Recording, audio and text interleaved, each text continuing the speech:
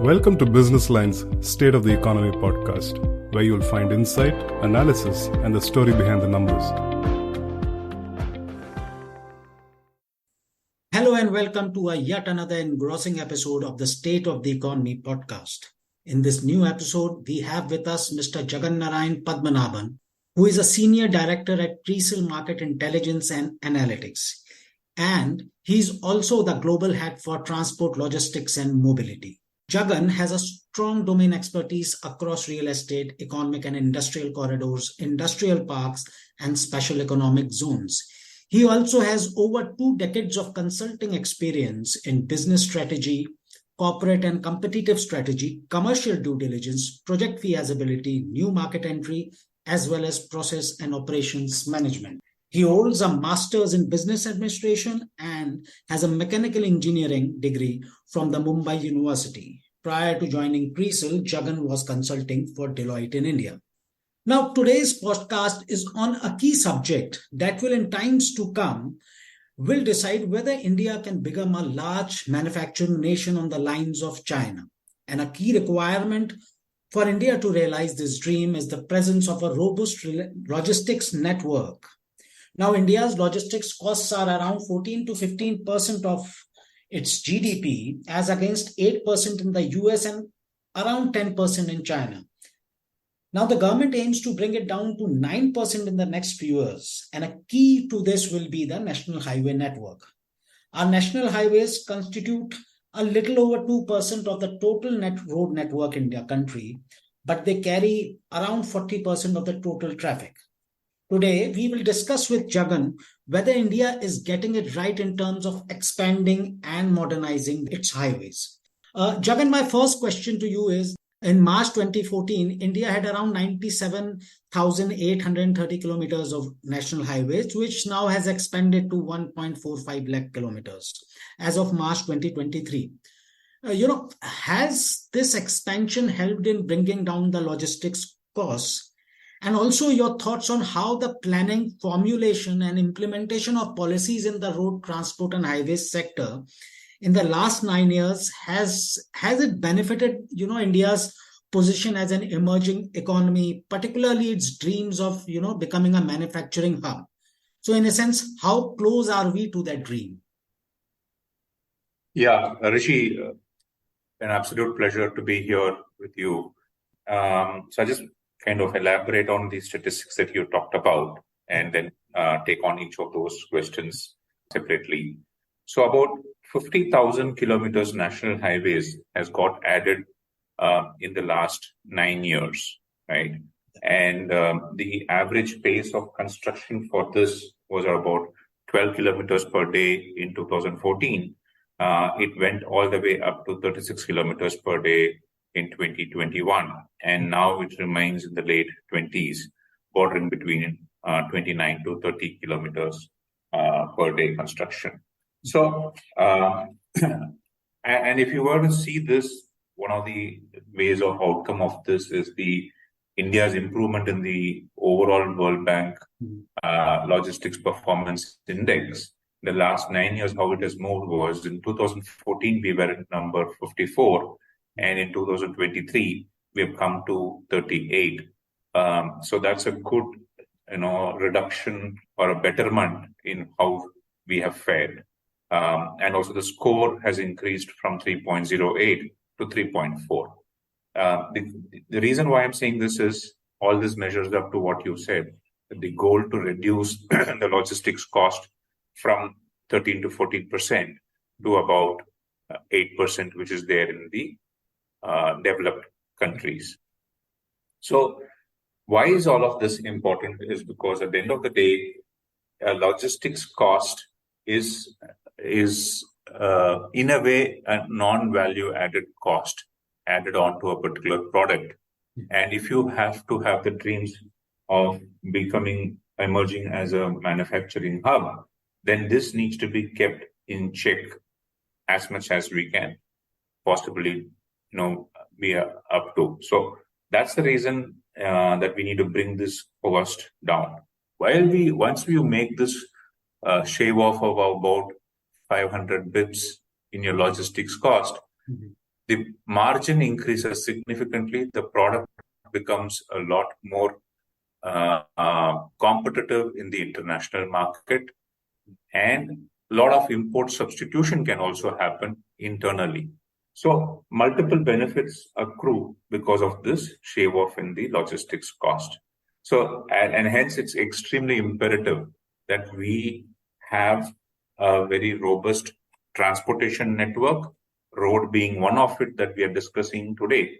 Obviously, the rail and the sea part of it is an equally important role it will play in the overall bringing down of the logistics cost.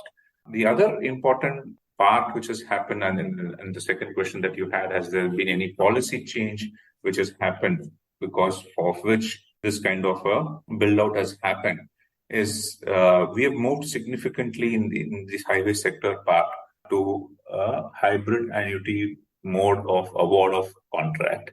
That means the market risk is taken out from the table and the private sector is focused on execution of the project on the identified stretch. And that has worked miracles for us in India, and hence that has led to this addition of about 50,000 kilometers in the last 9 years or so. The other important pertinent point why we're speaking so much about roads is approximately about 70% of the goods traffic is through roads.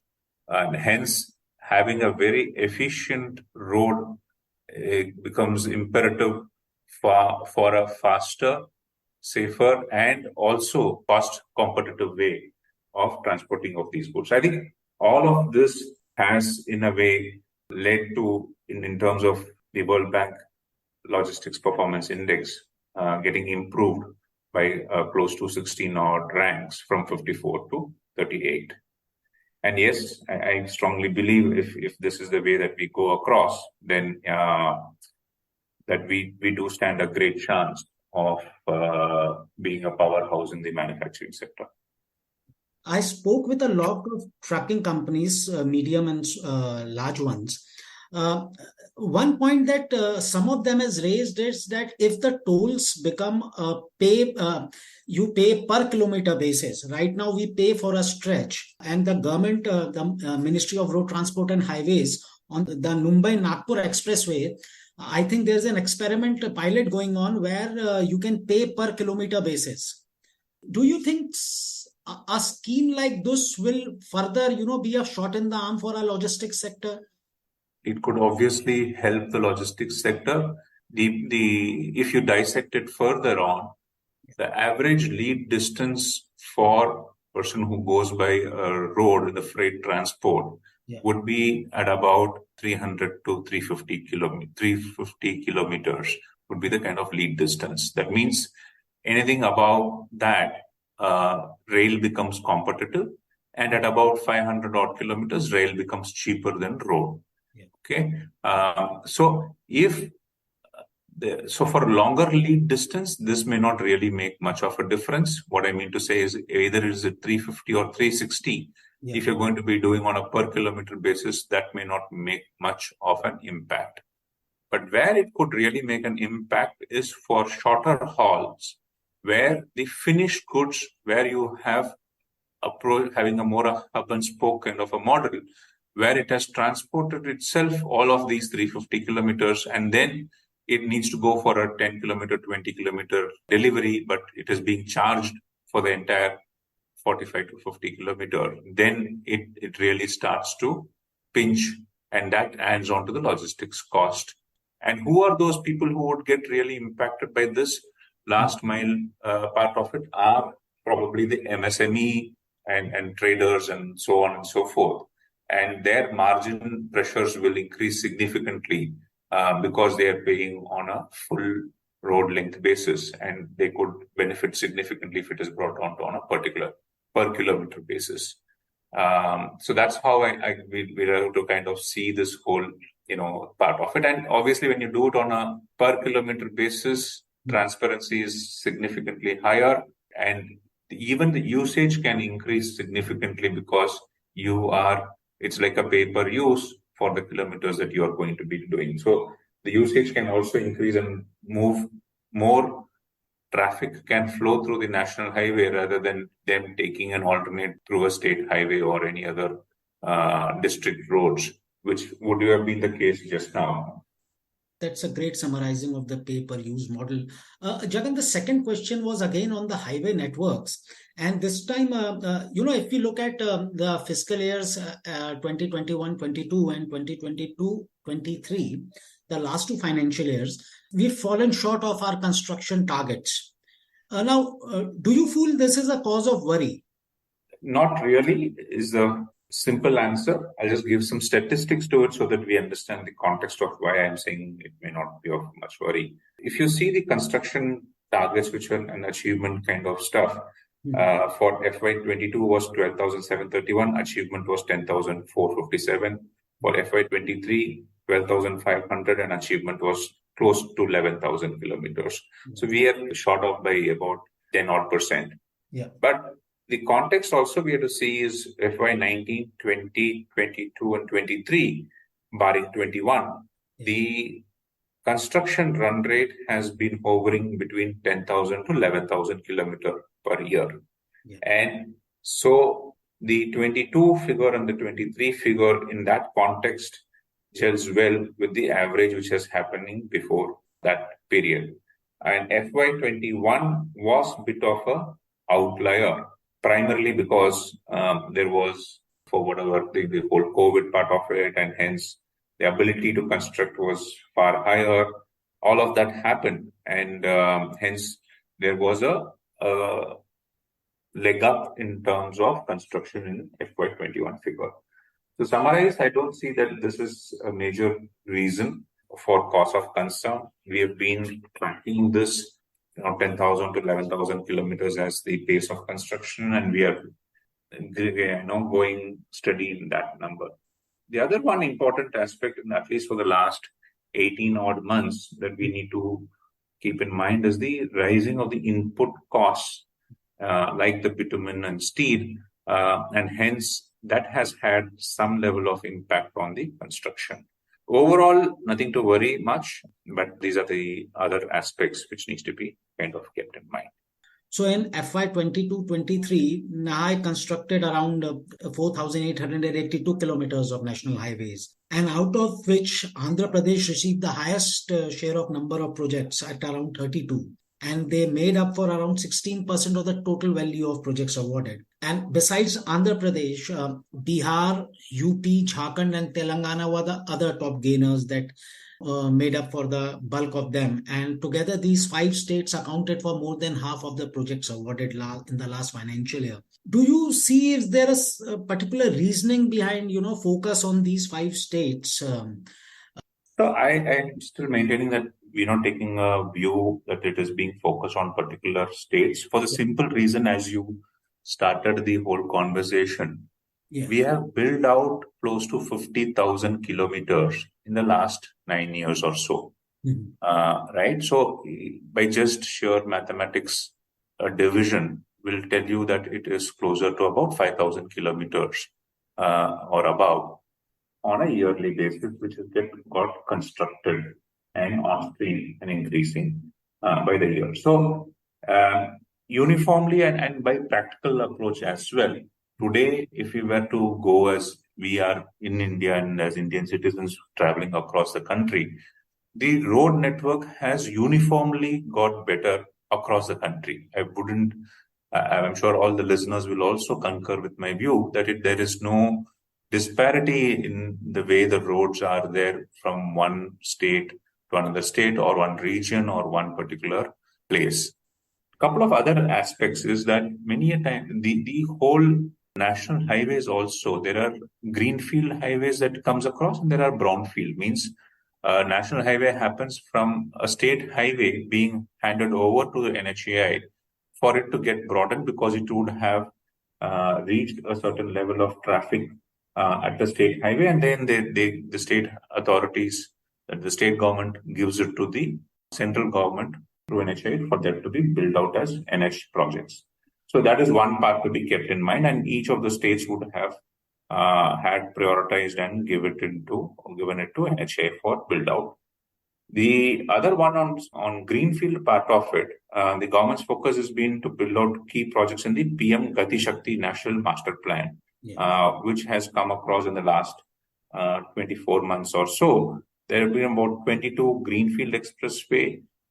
Then there are, about 23 other key infrastructure projects, so on and so forth. So I think the way that this is being put across and the reason and the context of all of these greenfield expressways and the road projects which are going to be coming up is focused more towards how do we get the last mile connectivity, infrastructure connectivity improved, the economic nodes getting activated, so an integrated planning can come across. So I think these have been some of the guiding principles through which much of the road construction, either FY23 or before or going forward, will be the way I think this is going to be looked at. In railways, the railway has identified 32 critical projects for evacuating coal in the eastern part of the country. Right. And those projects are at various stages. The significance of these projects is that it will, further, fast track the lifting and, transportation of coal as we'll have more rail tracks. So is there a similar reasoning also involved with AP, Bihar or UP or Jharkhand where, for instance, UP, there's the Bundelkhand Expressway is there, then there's this defense corridor coming. So there's a whole network of roads which are interlinking and connecting each other, thereby, making it more efficient connectivity. So is there such a reasoning behind, more projects in these two? That was the essence of the question. Yeah, of course. As I said, the overall thought process is more, and as you started off also, is more the manufacturing led, bringing down the logistics cost.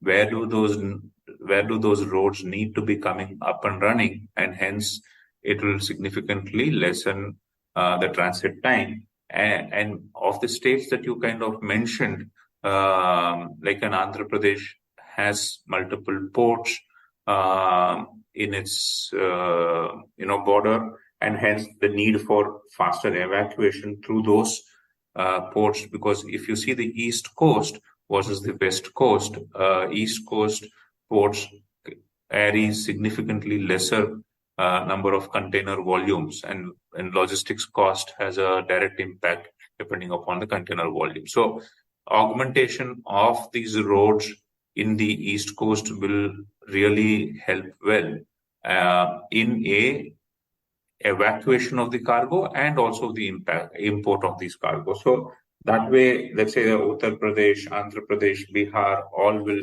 to an extent tick mark because the access to the East Coast would be far higher. Jharkhand primarily, again, Bihar. So it's all on the East Coast, and Telangana is again part of it. So I think that over the years, the West Coast, that is, let's say Gujarat, Mumbai, Karnataka, all of these have developed and got good amount of road connectivity built out as we speak, while the rest of it is now getting the facelift, I would put across. And I'm just reacting to what you said, and that could be one of the reasons that's been looked at, and hence the port infrastructure can get, and for the port to thrive, you need a good connectivity, and roads is one of the primary input for that, other than the rail part of it. So all of that adds up into the overall award and the construction which is happening. You'd agree that finances are a key part in infrastructure projects, and as we know that NHAI is quite leveraged, and the government has a focus of monetizing its road assets. We've already had 2 such exercises in the last 2 financial years, and another is being worked on and is being planned for the current financial year. Now, what are your thoughts on the first 2 asset monetization exercises? What are your expectations for the third one? The asset monetization is an important agenda of the government and very well thought through and received well as well by the private sector for investment, specifically in the road sector. So it is a way of the construction being done by the government, and once it is constructed, significant amount of risk is off the table. then that asset gets bid out, and private sector is more than happy to come and pay even a small premium and take over the asset from the government. Take over in not literal sense that it is being ownership gets transferred. It's a concession which gets given out for a certain period of time. It could be 20 years, it could be 30 years. That is what happens in an asset monetization. Yeah. Two ways in which this has happened. One is a toll operate transfer model, and second is through an InvIT model. So both have got good responses by the investors. Now let's go through each of them one by one. Yeah. The toll operate transfer, that is the TOT, till now about 10 transactions have come through, 11 and 12. I think the bidding has happened. The final results are yet to come out. And out of this, about 5 of them have been successful. 6 have become successful, and there was a split of 5A and 5A2. So about another 5 wasn't awarded. And that is TOT 1, 3, 5A, 5A2, 5A2, 7 and 9 got awarded. And interestingly, there was one more which was through the state government, which is a narrow outer ring road. So the summation of all of this made them garner close to 19,000 crores for the NHAI and about 7,000 crore for the Hyderabad Metropolitan Development Authority, which is the HMDA. And this is going to be the way forward for NHAI, and the private sector have built significantly aggressively as well in all of these TOT transactions. Now, on the InvIT side, 2 of them, InvIT phase 1, phase 2, has transactions has happened, and close to about 10,000 odd crores has got collected by the NHAI InvIT. And I understand the round 3 of NHAI InvIT and the round 4 is also going to be coming up. So in all, very, very welcome move by the government of India to put these road assets, and well received also by the private sector in garnering and securing these assets. And my sense is that this could be the way forward even for state government to put across their assets once they build it out, to put it up for bidding for a particular concession, either 20 years or 30 years, for the private sector to then operate these built assets. And close to, I think, about 10,000 crore has got mobilized for FY23, and in terms of the TOT part of it. And so we will see that this will be the preferred way in which NHAI is going to monetize or raise finances other than their debt and borrowings. Yeah. Another thing which an aspect of national highways which helps investors gauge the real monetization value of a road stretch is toll collections. Now we have online toll collections, the FASTag toll collections, which have been appreciating significantly since August 22, if we go by Crisil data. During March, April, and May, we have seen robust collections. In fact, May volumes are I think, at almost all-time high at 335 million. What are your thoughts on this trajectory, and what do you think more can be done to further monetize the collection systems? FASTag toll collections actually has grown by 42% year on year on a daily average basis in FY23. And the volumes have grown about 39% year on year to about 3.4 billion.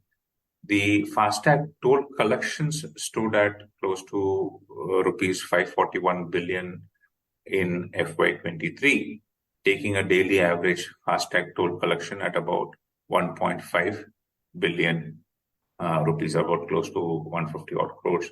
in FY23 compared to 1.04 billion in FY22. So you can see a huge adoption which has happened for FASTags in the last 18 to 24 months. That's the good part of it. Now, the penetration rate is now at close to 97%. That is over 6.9 crore FASTags have been issued to users. And hence, what that means is that only 3% of the people who are paying tolls in the national highway are using cash or other modes of payment other than the FASTag. So, to that extent, good and very good penetration has already happened in the last 24 months. What can be done beyond 97% is left to everybody's guess. The ideal is 100, but you will have only 3% to go from there on to be achieved. And as you said, what are the additional things that can happen from here is using the FASTag, what kind of intelligence can one bring in and then service the customers more efficiently. That could be looked at. The second part is also we talked about earlier in the podcast is can we then have it a bit more technologically advanced and remove, and government has also been talking about it, Mr. Gadkari has also been talking about it, that we don't have really a toll plaza, but we are able to kind of collect toll in a without the toll plaza being there. Through GPS and other modes of collection and recognizing the vehicle and collecting it. My sense is from context of how the overall vehicle population and all of that, it is still some time away for a kind of an adoption of FASTag that has happened, like a 97% adoption may still be difficult for such technologies to come in the next 12 months or so. But beyond that, if we are able to enable many of these cars with GPS systems, then yes, that's something which is possible to happen in the future. So those are all in the future part of it. But other than that, what we could look at is only the big data, analyzing this, and then we are able to predict congestion a bit early on, develop that network more efficiently. There could be things that a particular road network has a lot more car in comparison to a freight, then develop those toll plazas in such a way that it becomes a lot more user-friendly to that extent of these passenger vehicles in comparison to commercial vehicles. Or if the commercial vehicle population is going to be significantly higher and we are able to get this data tracked in a very scientific manner, then you are able to develop highway amenities along the road. Those things can then be enabled. The other important and good point of FASTag is because it is a digital transactions and we are now able to get this on more or less a real-time basis. Mm-hmm. The transparency of toll collection across India and across toll plazas has increased significantly. What this means is that we will be able to get finer pricing of what we talked before on the asset monetization. So when a private party or a private investor is bidding for these projects, they want 2-3 things. They want data which is of at least 5 to 7 years traction.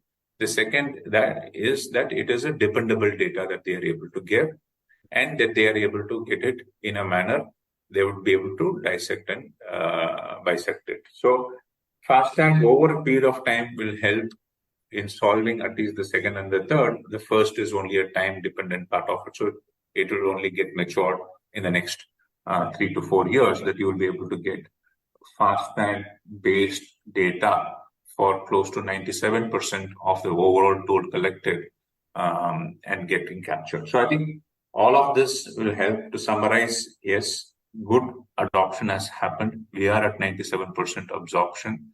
Third, yes, this helps in providing better amenities to the users of the road. The fourth being that it also helps in the overall asset monetization initiative of the government. So this brings us to the last part of our podcast. And today, no discussion in infrastructure is over without talking about the clean energy transition and bringing down pollution. So, and as you are aware, the government is very ambitious in terms of, having clean energy fuels, LNG trucking or green hydrogen, or even, public charging stations on national highways. And it has started identifying several stretches. India is sort of in the middle of a, line where we are trying to match our aspirations with the kind of financing this is involved and the kind of resources that will be required to bring for all these efforts to materialize. And when we look at the whole gamut of this exercise, it looks very ambitious right now. And hence the question to you, what are your thoughts on this drive for clean energy fuels and, bringing LNG trucking or green hydrogen as a fuel, or using public charging stations, because funding is an issue, resources are an issue. Where do you think we are going right now, and where do you think, where do you feel this will lead us? Yeah, so I think the overall part of it is the theme is decarbonization. As the word suggests that it is decarbonization, it will take its own journey in going through from an ICE vehicle to any other cleaner mode of transportation. When I say it will take its own journey, I'm talking about over the next decade or so for it to transition.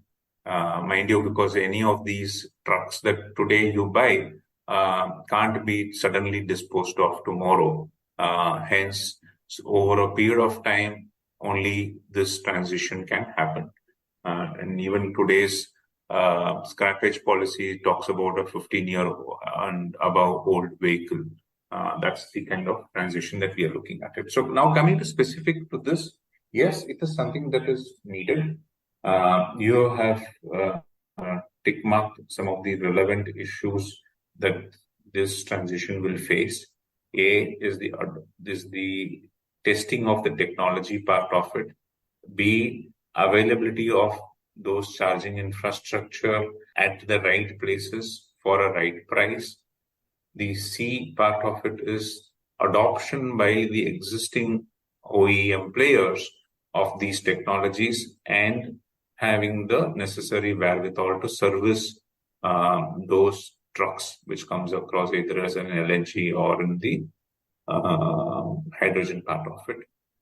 For at least hydrogen to come through, it is still some time away. While we are having, initial success in this area, but for a large-scale adoption and specifically in the freight part of it, it will take at least 5 years and above, if not more, for it to happen for simple reasons of cost economics does not support today the adoption of this particular one. And second is the safety aspect part of it.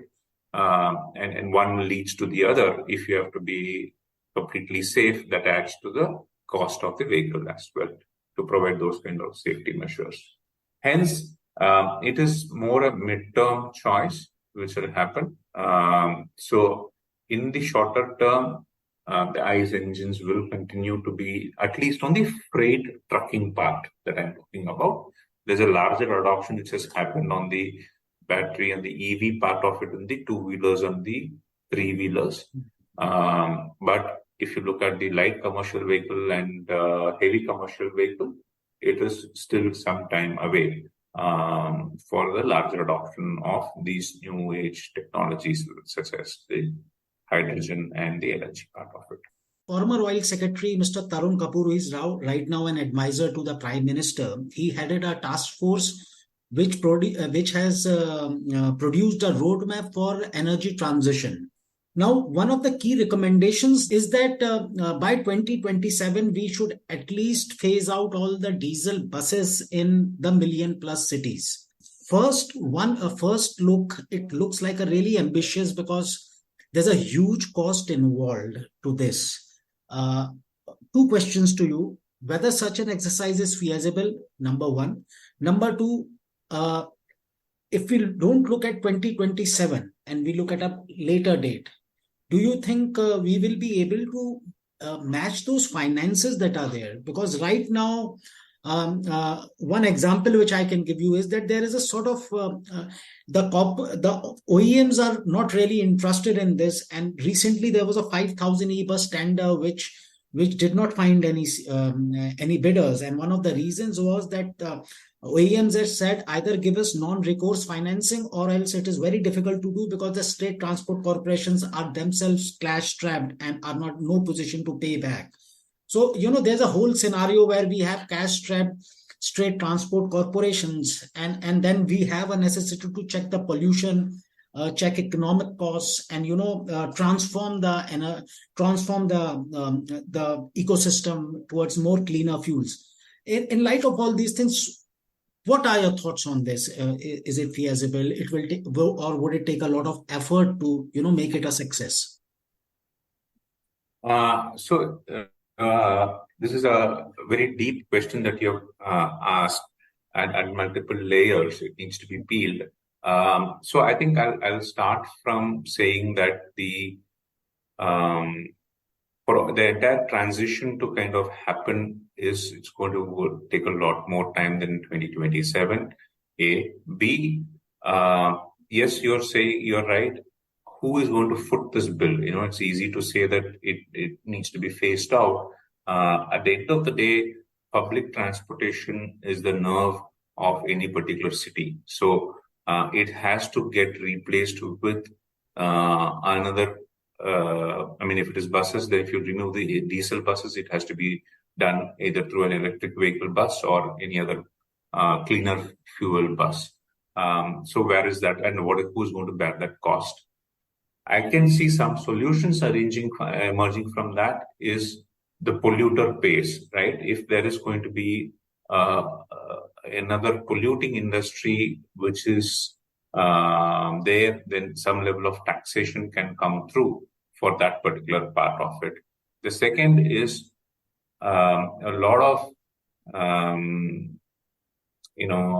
making people sensitize them to use public mode of transportation, and hence probably have some level of differential pricing even in these public transport, so that at the end of the day you don't really pinch the marginalized sector too much, because it's easy to say that we will price the tickets appropriately and recover the cost, but at the end of the day it is the general population which uses this public transportation, and hence you cannot go beyond a particular point and raise the ticket prices as well. So I think the second part is also to have a larger adoption of public transportation on mode of public transportation, and hence probably have an increased pricing for a select set of users.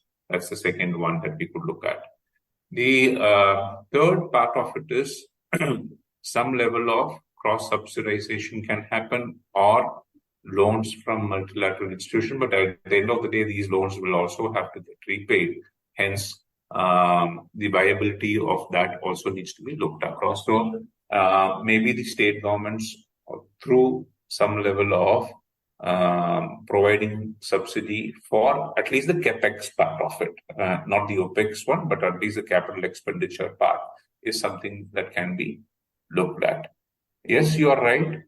The GCC model, which was adopted for the initial bid out of electric vehicle buses, after that, there are not much takers now by the OEMs, because OEMs are feeling the pinch and they are not able to upfront take over the capital expenditure and then wait for the OPEX to, in a way, OPEX revenue to be servicing the capital expenditure part of it, and that is not tying up for them. That would also mean that some level of guarantee, which would have to either be given at a central government level or of a particular entity of a nature which has a recourse for these private sector operators to go back if in a particular time-bound manner those revenues are not given to them by the state transport undertaking. So I think there is multiple levels under which we'll have to look at it. It won't be an easy cakewalk saying that everything has to get transitioned in a particular time period. Maybe you could look at a certain set of percentages to be achieved, and then build on those successes and then overall close it out on a later period of time. Thank you so much, Jagan, for such an insightful and articulative talk on the road sector and how it impacts the entire economy.